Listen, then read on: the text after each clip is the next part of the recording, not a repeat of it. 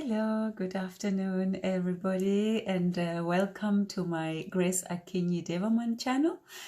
It is a lovely afternoon today, and I've just come back from work. And so today's video is about mental health during the pandemic, during this COVID-19. I work just a little bit of work background for me. From me is I work with mental health patients in a psychiatric institution where the patients with schizophrenia and the fear of they just have a lot of fear of being followed, and they hear voices in their heads, and these are patients who cannot live by themselves. So they are brought to our institution after being diagnosed by the doctors, and most of them cannot cope with money, so they misuse money also, and they cannot cope with drugs and alcohol. Some of them are sexual offenders. We have a lot of people in our institution, and so they live in this institute, and they have people like legal consultants that look after them, that take care of all their financial and health welfare. But we just accompany them, or we try to retrain them and give, for example, cigarettes on a doses basis. So we don't, so we buy cigarettes for them so that they don't overdo it, so they don't spend all their money on cigarettes. So we portion that, for example. We give medication to them 4 times a day. They get their meals also.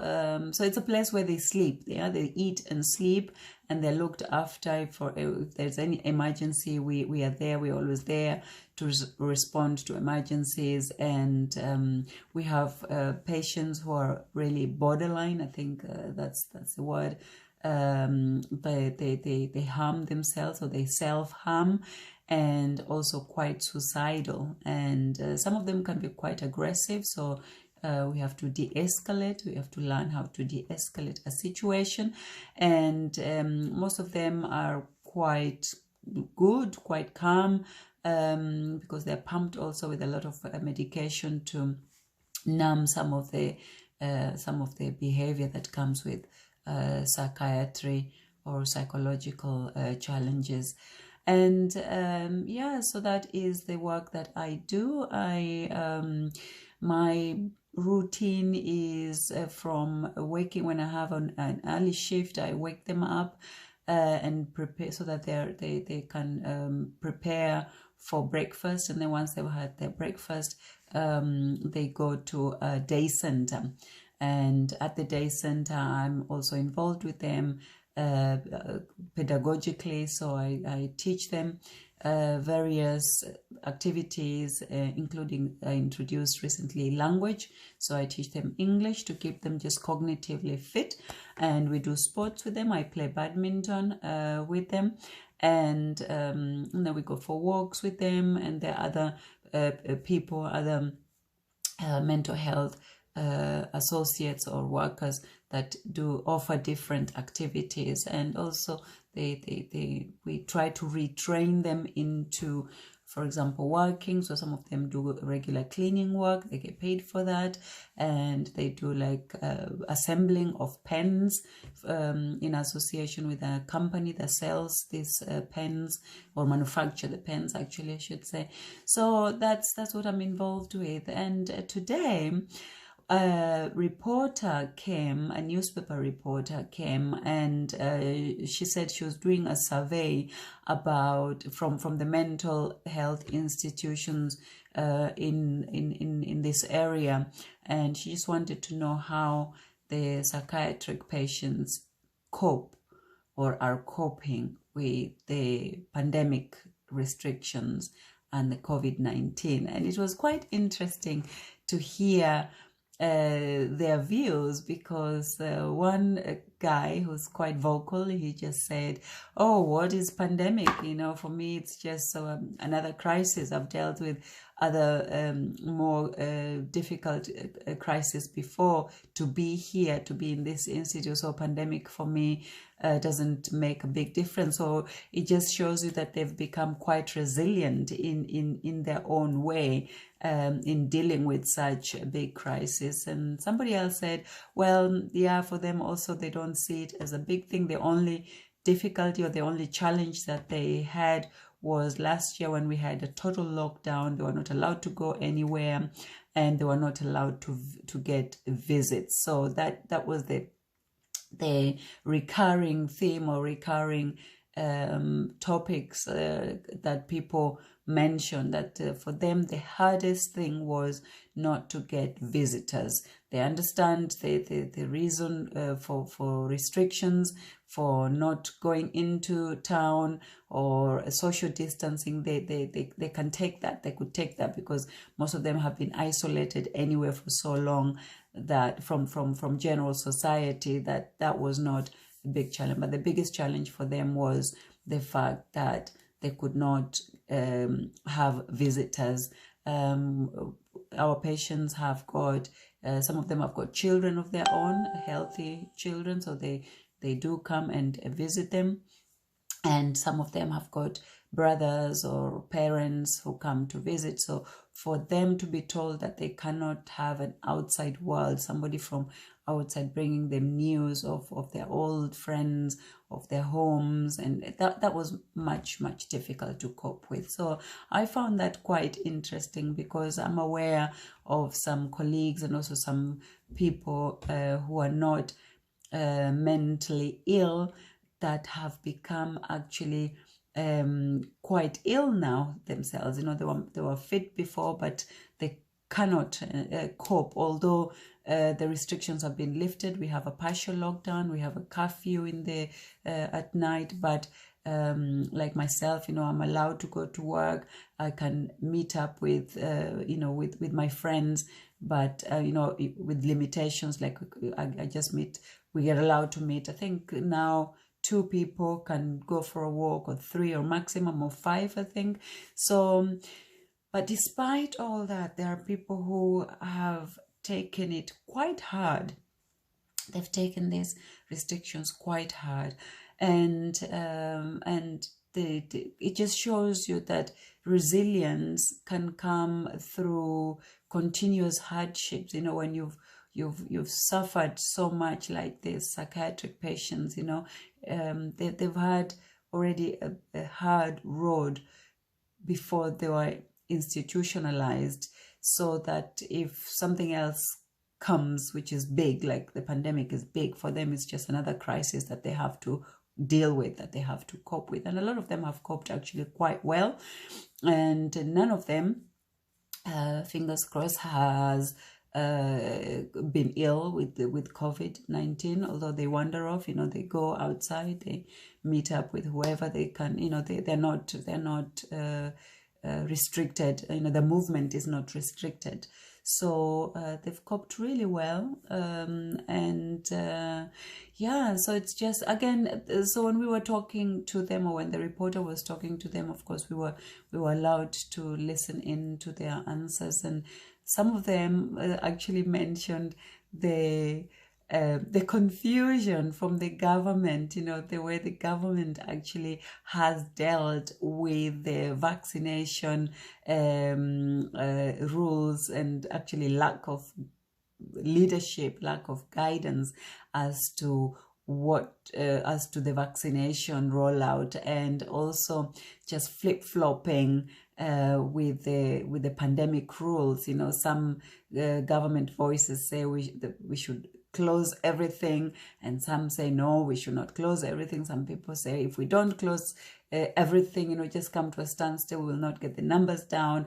Then so they get over talked, and then they flip-flop to, okay, we should leave some businesses open. And it's just an ongoing discussion, an ever-ending discussion that has caused a lot of chaos and a lot of confusion to healthy people, to business people, to workers, to school children, and nobody really knows when we will get proper guidance, so the ongoing discussions. And of course, even our patients, they watch television, they listen to the radio, and they just say, if only the government could give us a proper guideline so that people know what they're doing or where they're going.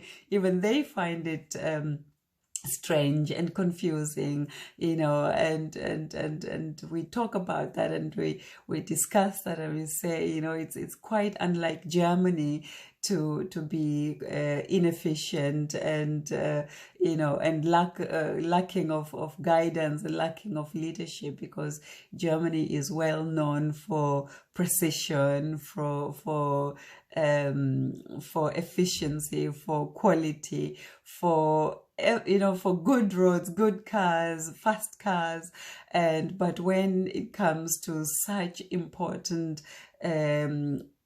decisions, decisions that affect so many lives, and education, when it comes to schools and kindergartens and workplaces, and they're the biggest mistake that I don't know how the other countries have done it, but the biggest mistake that the psychiatric patients are also talking about is to let the supermarket that sells not only food but also clothes to open, whereas the clothes shops, the retail shops have closed. That one, they can't get it around their heads, and I can't understand it either. I'm a healthy human being, and I just cannot understand that. And there has been a lot of discussion, because Germany is a democratic and social state, and for them to decide for like that, to allow.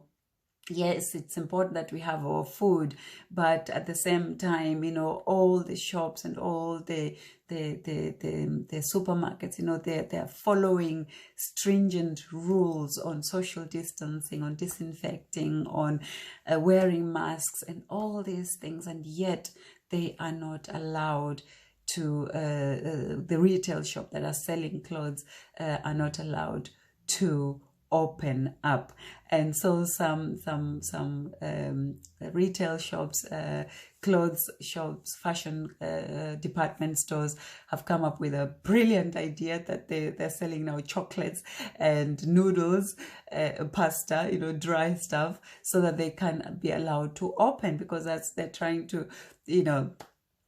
go around the usual way, so that they can stay open. So these are the discussions that we were having today with the reporter, and just to hear their views, I just found that very, very interesting, because mental health is a big topic worldwide now. I've personally dealt with it in my own family, a story for another time. But, it's big. Even children have been affected by this. Adults have been affected by this. But it was just so interesting to see that the psychiatric patients, not all of them, some of them have suffered even worse during this pandemic, but most of them are very strong, and they're saying, well, it will blow over, we just need direction, we just continue to obey the rules, and it will blow. So just sitting and waiting for the right guidance, and also for the numbers to go down. When it came to being vaccinated, all of them in the station where I work, in the home where I work, they all agreed to be vaccinated, so that was really good. So they're doing everything that they're being told, but they just don't understand what the government, it's the outside world that is crazy to them at the moment. And that was really good to hear, and because I work with them, and I try to motivate them to stay positive, and just to see this also as a season that is passing, and to encourage them to continue looking after themselves, because we do have a lot of hygiene or cleanliness problem, because of their illness already, that they struggle to get up, or struggle to shower. They struggle, to do a lot of things because of what they went through as children and so on. So I just thought I'll share this information with you guys, because I know that mental health is a big thing going on right now, and it will continue, I think, even after we've got COVID and the pandemic under control. So please, if you like to talk about this subject, if you want me to expand on it or to have a proper discussion, please leave your comments below, and let me know how you're coping with pandemic, with the COVID rules, wherever you are. How is your government addressing the issues? How, personally in your family, how are you coping with this pandemic, or how have you coped? Where are you mentally and physically? What steps are you taking to stay positive, to stay healthy, and to just keep focused, just looking forward? And so please leave your comments and leave your ideas in the comments below. And I think in the future we'll be talking about this topic some more, as we progress into, we don't know when the pandemic will end, or how it will end, and once the chaos and the confusion in Germany are over, we will have a different discussion about that. Okay, so thank you very much for listening, and subscribe, please. Like and subscribe my channel so that I can continue doing this. I'm really having a lot of fun just talking about what I'm experiencing right now under the umbrella of daring to share my stories with you. Okay, so stay tuned and see you in the next video. Thank you.